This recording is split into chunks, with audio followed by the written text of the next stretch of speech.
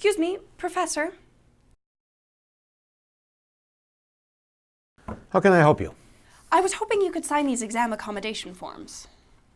Weren't the exam accommodation forms due a month ago? Yes, it says here they were due a few weeks ago. Oh, the forms were just given to me this week. Can you still sign them? I mean, I could sign them, but I'm pretty sure the accessibility services team can't process it now. The exam for this class is already next week. No, that can't be right.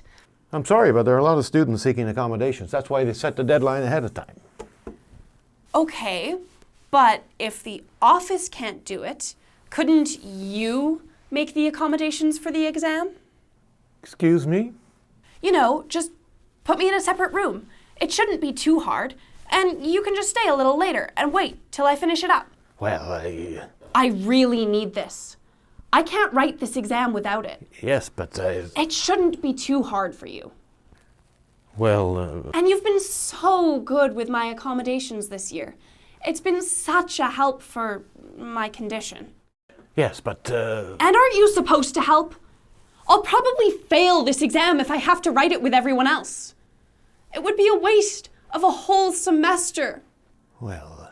Please.